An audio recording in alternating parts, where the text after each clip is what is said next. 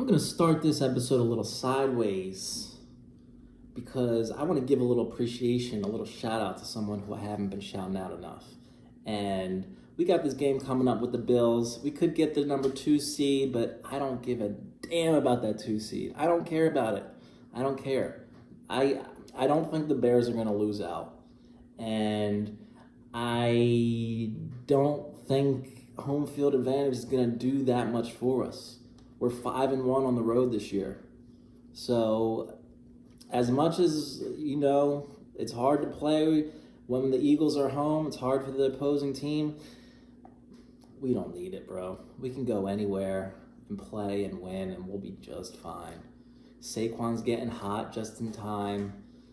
It's about to be a whole new look for this Eagles team, man. I feel it. I feel the energy. I see the confidence coming out of Jalen. I see that switch that happens with Sirianni, like a little bit past midseason. Once they get past that adversity and he knows the playoffs are coming, he gets a little more serious.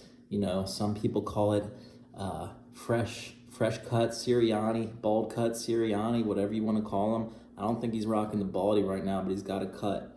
And he is dialed in, man. I can feel it. He goes from being like a little silly and a little angry to a little like, oh shit, like this is the big test. Like you can see that happening in his personality. But I want to start this episode by saying what I'm grateful for. Quinyon motherfucking Mitchell. And he's been getting praised this year, but I don't think enough. I haven't been giving him enough praise. That's for sure. I mean, I remember when we drafted this dude and I sent my best friend a video of his 40 because I'm obsessed. I don't watch a lot of college football, but I am obsessed with the 40-yard dash. So especially when it comes to cornerbacks. So a cornerback comes into the league and runs a fucking 40-yard dash, 4.4 below. I'm locked in on that corner. I'm like, that's gonna be a good corner. That's what I use as the indicator of a strong corner. Because if you have that recovery speed, you can do a lot in the NFL. So when I saw Quinyon run that 40, I sent it to my boy, and I was like, because there was a lot of rumors that the Eagles were gonna go after him. I'm like, I'm hoping that this is who we get because. Actually, I said at the time, I said Cat Williams says he could beat this guy in a 40. But besides that, after that, I said, this is the guy that I hope the Eagles get because this guy will change our... I was locked in on Quinyon on day one because he was the best corner in the draft and we needed a fucking corner. And the rumor was we were going to get a corner. So as soon as he ran that 40, I was like, this is the fucking guy. And the fact that from that moment, he has done nothing but be ready and then get better as he's going along. It's fucking crazy, dude. Crazy. Crazy how good he is. It's not easy picking a corner like that. It's been a long time since we had a corner like that. I was listening to John Gruden does a good breakdown of the games. He was doing a breakdown of our games. And I think he said the last corner we had in the Pro Bowl was Lito Shepherd. Fuck, that's crazy. That is fucking crazy. Quinyon's just been shutting down wide receivers so much that we barely hear his name. And now my boy's going to the Pro Bowl. Fucking, he earned it, man. He earned it. I think he's allowing 41% completion rate, and the average QBR against him is 50. When throwing against him is 50. So I mean, he's playing like one of the top cornerbacks in the league. He has the confidence, he's got the swag, he's got the speed, and we're just so lucky to have that in his second year. Right next to him is Coop. I'd be a little happier if Coop was mirroring the second best receiver on the team. He is doing that a little bit more, but you can't deny how good Coop is either. I mean, Coop has been killing it. Pro Bowl selection for both of our corners. I mean, again, we were just so lucky to have those two guys in their second year. And it's just to have them and Jalen Carter and Jordan Davis, it's just, those guys are so young. You got a Nakobe Dean, you got a Nolan Smith. I mean, these guys are so young and so good. But as I mentioned, Jordan Davis got snubbed. They gave it to Jalen Carter, which is understandable because Jalen Carter is a star, and the NFL just loves him, is obsessed with him. However, Jordan Davis has had a better season than Jalen Carter. Jalen Carter's missed a lot of the year, and Jordan Davis has been playing so well on special teams, on defense. I mean, is stopping the run, getting sacks. I mean, he's just been doing everything. It's kind of a shame that he's not going to get his love this year, but he's definitely going to get paid. I think he's got his contract coming up next season. He's definitely going to get paid. So I hope we could keep him, honestly. I hope we can keep him. Going into this Bills game, I've said it. I obviously care. I care about every Eagles game, even preseason. I just see a little bit of a trap forming here where people are getting too hyped for this game, thinking that it's like a playoff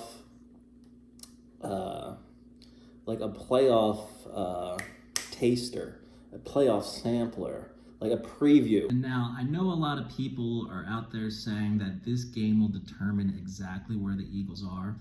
I don't see that at all because, look, technically the 2 seed is still available. However, the last 2 games of the year are always meaningless for playoff teams unless they're playing for something very significant. And seeding at the number 2 seed when there's only a bye for one team is not that significant.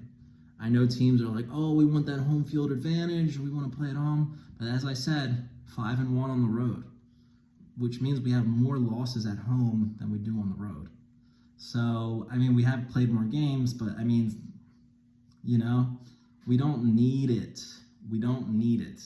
It's better to make sure no one gets injured than it is to like play our hearts out to make sure we get the number 2 seed.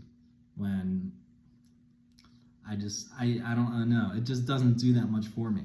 Now, the one thing I do care about is the Jalen Hurts, Josh Allen conversation. Because, I mean, you compare their playoff records and Jalen Hurts is just that dude. But I don't care about it enough to the point where I'm like, yeah, Eagles go in there, get hyped for this Bills game. I'm just not getting hyped for this Bills game. I'd like to see a good game, of course, but I'm just not getting hyped up for it. I'd like to see A.J. Brown get his 1,000 yards. I think he needs like 70 more yards to go. I think Devontae Smith is right around 70 that he needs. Saquon Barkley needs like 60 more yards to hit 1,000. So all 3 of those guys hitting 1,000 would be nice. But it would be my perfect scenario would be they have some good drives in the first half and all 3 of those guys hit the 1,000-yard mark before the half. Take them out the game. Put Tanner McKee in for the rest of the season. That's my ideal situation. I'm not in the mindset of fighting for this 2 seed. I'm sorry. I don't care about it enough.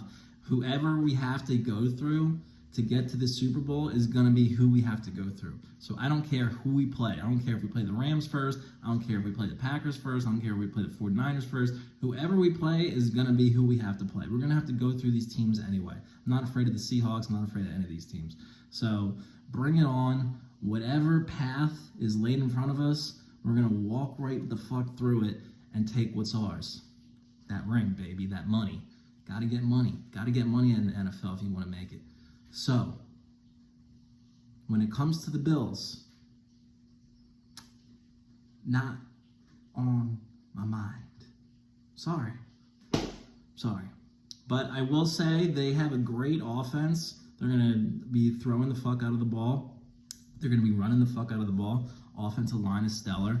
They're horrible at stopping the run. So Saquon and Tank should eat. I think this should be Tank's day. Let Saquon get his 60 and then just tank him to death. tank them to death. Let that tank roll through Buffalo. Now, I'm not excited about this game, but boy, would I love a Super Bowl matchup with this team. I would love to see this team in the Super Bowl so we could clash with their fan base, get in some of these fucking little boxing matches with those little Buffalo freezing cold mafia members. They're just like trying to act like they're the best fan base, but we know we're the best fan base. But they are a lot of fun, I will say. I like the energy they put into their team. It would be really cool to clash with them in the Super Bowl. But I don't think they're going to make it, Buffalo fans. I'm sorry. I would like to see you. I'm rooting for you. But I don't think you're going to make it this year. I mean, Patriots, as much as I hate on them, they look tough. That's going to be a tough beat. My prediction is they crumble in the playoffs their first game. I'm saying it right now. The Patriots will crumble in the playoffs their first game with that rookie quarterback. It's going to be too much for them. But as I've said all year, or since we played them, the Chargers. I believe the Chargers are coming out of the AFC. So good luck, Buffalo, getting past them. But if anyone's going to do it, I think you probably can. The Broncos, I'm sorry. I can't have faith in the Broncos. As much as they win, I think they're trash. I don't know if they lose their first game, but they're certainly not going to the Super Bowl. I could see the Broncos pulling off some shit, though, and getting to, like, the AFC Championship. But I don't think they're going to go to the Super Bowl. Please, God, please don't let the Broncos go to the Super Bowl. I love Denver as a city. I lived there for many years, but I was there when they won their Super Bowl, but I don't want them back in the fucking Super Bowl. They are so boring. Could you imagine the Eagles versus Broncos Super Bowl? Oh, God. We would probably stomp them to death, honestly. But let's not even entertain that thought. Buffalo, take care of business. It'd be great. I think the Chargers are going to do it, but if you do it, that would be phenomenal.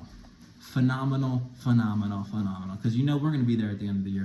So there have been some people worrying about Lane Johnson and Jalen Carter and when they're going to come back. I say sit them for the rest of the season. There's just no need to rush those guys back. There's just absolutely no need at all. They're both some of our best players. Lane Johnson might be our most important player on offense. Who knows? You look at him in the game, you look at him out of the game, and it's a completely different team. I'm very excited to see what we look like when he comes back, because it's just, I think our running game's going to, I think our passing game is going to, and people are going to be like, whoa, where is this Eagles team coming from? And it's just Lane Johnson, baby. When you have Lane Johnson there, Jalen doesn't even have to worry about his right side. You know what that does for a quarterback?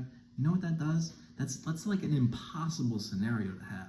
The fact that we have that locked down and have had that for so many years, it's scary for me to think that he's going to probably retire soon. I heard him talking about it. I don't know if he said this season he might be thinking about it, or next season, but it's coming soon, man. He's been around forever. I think, did Chip Kelly draft him? I think Chip Kelly might have drafted him. I mean, he's been with us forever, and he's been playing like one of the best tackles in football forever. So I am calling out to Howie right now. Howie, start doing your homework on the right tackle. If we draft one this year, that would probably be a good idea. Use that first round pick on a right tackle. We could use it.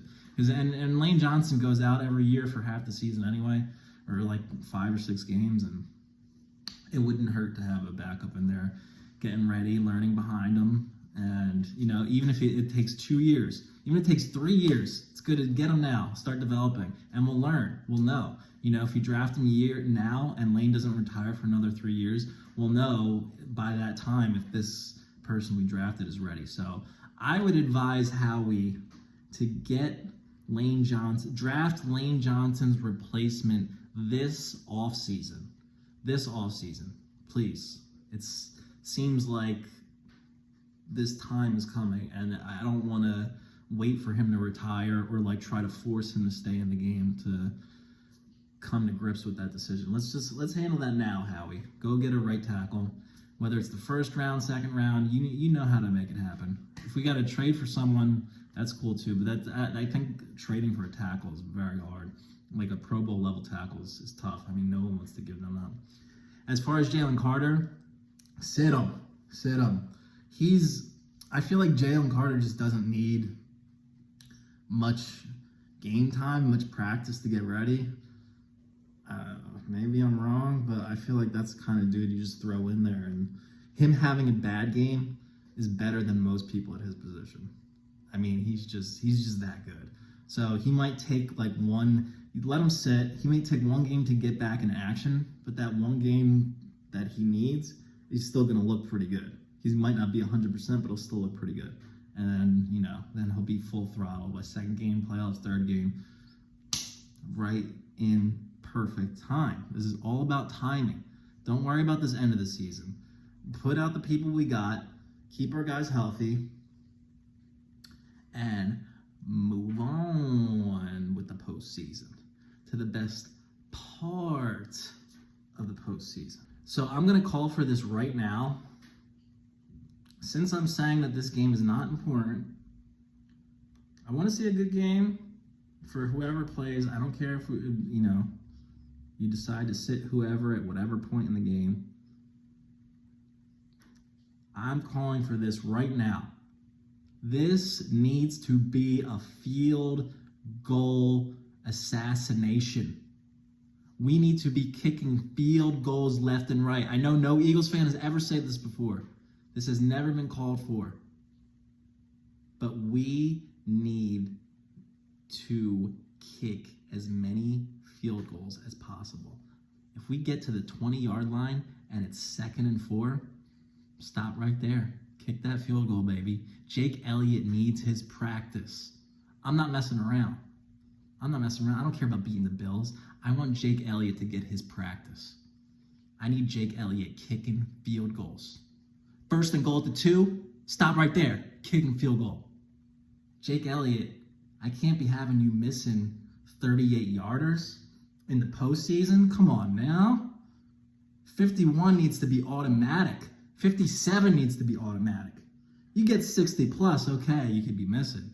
You get to like 59 and brutal wins, we'll understand. But Jake Elliott, man, we expect you to be money. And you have been. Every year in the postseason, you've been money. But we need you to do it this year because you're scaring the shit out of all of us.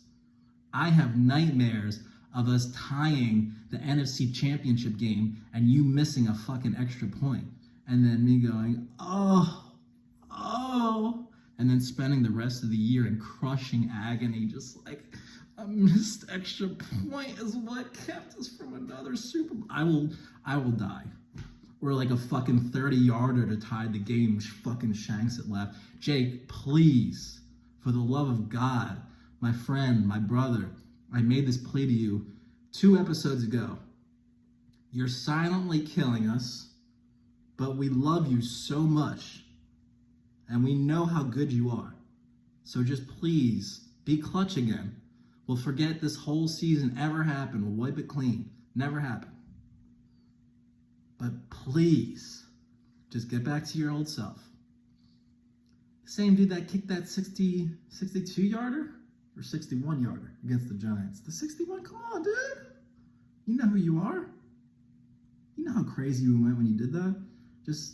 We need that same mindset every time. Right down the middle, 61 yards, right down the middle, every time.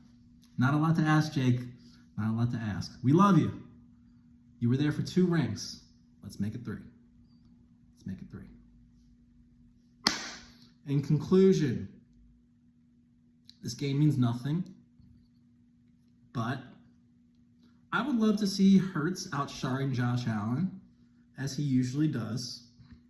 And he's probably going to go into that game with that mindset, as he usually does. When he plays the quarterbacks that everyone says are better than him, the Josh Allens, the Patrick Mahomes, the Joe Burrows, the Lamar Jacksons, he always outperforms them, always. Still never gets any credit, but he always does better. However, if Sirianni says at some point in the game, Jalen, I'm going to take you out and put Tanner in, I'd be like, Sirianni, you know what you're doing, bro. I'm fine with that. I'm cool. Last 2 games in the NFL season, never matter. Unless you're fighting for something really significant, which we're not. That 2 seed's just not. I'm sorry, guys. I know a lot of people want it. They probably want to get tickets to the game, whatever. I don't care. I don't care. Y'all are going to be booing the first drop pass anyway. So, I mean, who really gives a shit? Who gives a shit? We don't need it. We don't need it. I know we want to tailgate. It's fun. But I want the ring. I want the ring.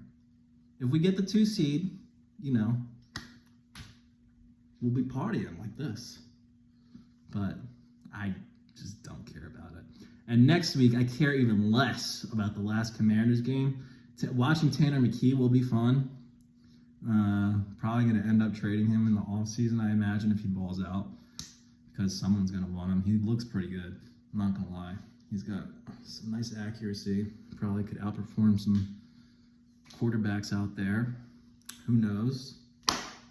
But so next week, I'm probably going to start analyzing the playoffs a little bit, looking at playoff teams. But who knows? Who knows? I don't want to make any promises. I just do what I feel. I do what I feel. And I dance like this so you can see my background a little bit. You can see that Eagles Super Bowl poster that I got on Hollywood Boulevard.